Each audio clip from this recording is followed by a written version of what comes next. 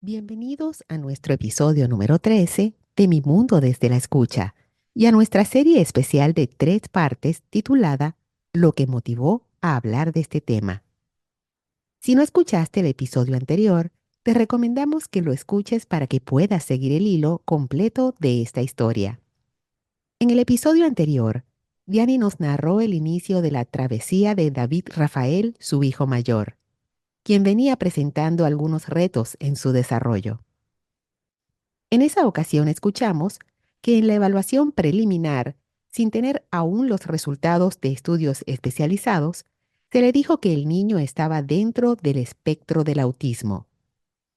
Y aunque esa primera parte culminó con un panorama alentador, hoy aprenderemos acerca de nuevos desafíos y cómo la familia los navegó. Hola y bienvenidos a tu podcast Mi Mundo desde la Escucha. Un espacio donde conversamos acerca del fascinante mundo del procesamiento auditivo y su impacto en aspectos como el desarrollo integral del niño y su aprendizaje. Somos Simone Mago. Y Dianixi Vázquez. Bienvenidos.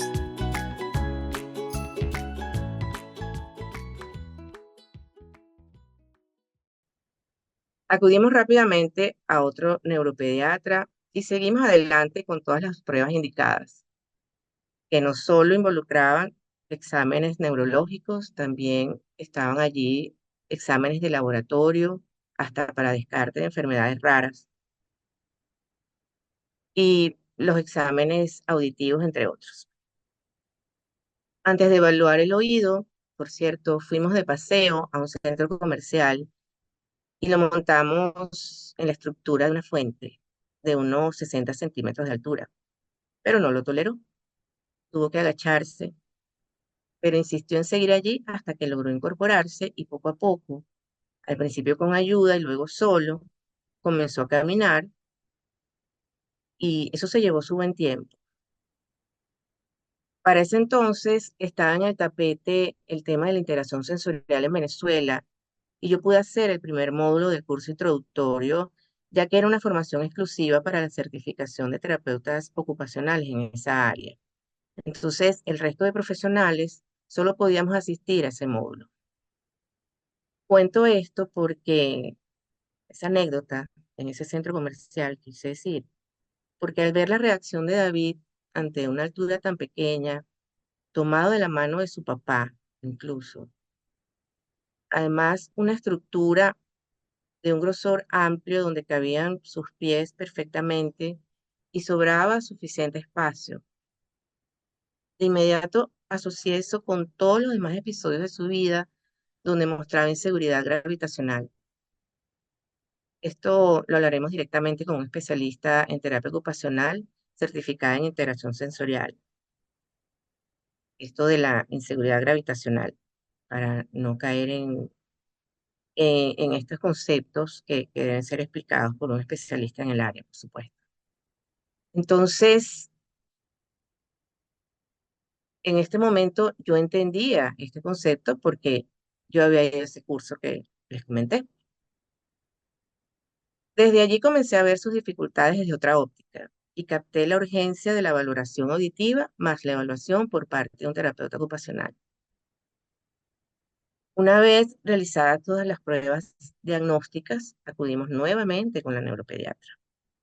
Y aquí es importante destacar que en la primera cita revisó el ecosonograma de cerebro y la resonancia magnética que hicimos en David Rafael en sus primeros meses de vida y nos llamó la atención acerca de una manchita muy pequeña que veía en su cerebelo, que no estaba mencionada en el informe. En la nueva resonancia magnética, cuando ya tenía 2 años, en su referencia, ella pidió que evaluaran con énfasis esa área. Entonces, así lo hicieron, pero destacaban en esa zona la presencia de una isquemia. Esa conclusión no fue convincente para el especialista ni para nosotros, por lo que indicó una prueba bajo contraste que no se pudo hacer sino 2 años y algo más después, debido a que luego de entrar a la escuela, comenzaron a manifestarse sus alergias, era frecuente que tuviera mocos, gripes, tos, en fin. Bajo esas circunstancias no se podía hacer esa resonancia que ella exigía. Asistimos al Instituto Venezolano de la Audición y el Lenguaje con la doctora Rossetti para realizar las pruebas audiológicas. Y ella me comenzó a hablar de los desórdenes del procesamiento auditivo central y cómo esto guardaba relación con los desórdenes sensoriales que mostraba David Rafael. En ese momento solo se pudo realizar la impedanciometría, ya que para realizar los potenciales auditivos tuvimos el mismo inconveniente que con la nueva resonancia con contraste. De ahí en adelante comenzó un largo camino de terapias, muchas. Ya en su momento hablaremos del equipo de especialistas que debe intervenir en estos casos, mucho más amplio que el comentado para el desorden de procesamiento auditivo periférico y varía según diferentes factores. Entonces, como decía, comenzó ese largo camino de terapias, exámenes de control, tratamientos, citas médicas periódicas, incluso una intervención quirúrgica por parte de un otorrinolaringólogo, etcétera. Luego de esta dedicación tan intensa, pues los resultados nos hicieron esperar. Los avances de David Rafael eran maravillosos. Estaba exponencialmente mejor en todo. Pero en mi mente no dejaba de estar esa manchita que la doctora había visto en su primera resonancia. Por lo que una vez que se controlaron sus alergias y su salud en general estaba controlada, tuvimos la oportunidad de hacer una resonancia magnética muy completa que incluía contraste y adicional una espectroscopía de hidrógeno. En este momento en el que sus avances eran tan notorios, muchos me decían que por qué insistir en hacer esa prueba si él ya estaba aparentemente bien, o sea, iba en ascenso su evolución. Sin embargo, para mí no era suficiente quedarme con eso de que había una manchita que fue eh, digamos, explicada por una isquemia que no fue realmente. Yo necesitaba obtener respuesta. Insistí y lo hicimos. Y bueno, ese resultado fue devastador, pero le dio respuesta a absolutamente todo. Había un tumor en el hemisferio cerebeloso izquierdo. Y bueno, muy difícil recibir esa noticia. Pero no había chance de llorar por ese resultado por mucho tiempo, tocaba actuar. Y eso hicimos. Se evaluaron los diferentes escenarios con un oncólogo y 3 neurocirujanos. Confieso que me cuesta mucho nombrar esas especialidades tan rimbombantes en relación a un hijo. A pesar del tiempo que ha pasado y que todo está bien, parece mentira haber pasado por ahí. Bueno, realmente sigo pasando de alguna manera cada vez que se hace su control, que ahora se extendió a cada 2 años. Confieso que se me mueven todas las fibras, pero al final termino otra vez agradeciendo, pues después de haber estado en las consultas oncológicas y de neurocirugía por años, y luego de lo vivido mientras estuve en terapia intensiva postoperatoria, no tengo dudas en que fuimos infinitamente bendecidos.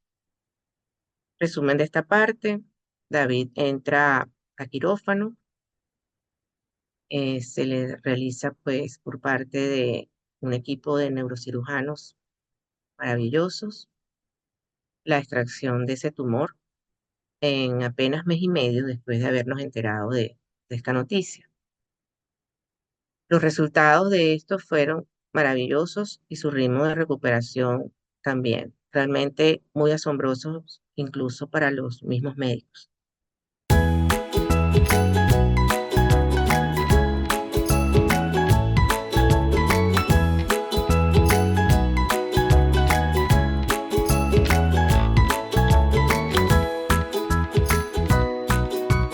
Así concluimos la segunda parte de este interesante relato. Acompáñanos la semana siguiente, la cual es la más importante, en la que Diani se enfocará en las lecciones aprendidas y nos cuenta acerca del desempeño de su hijo David Rafael al día de hoy.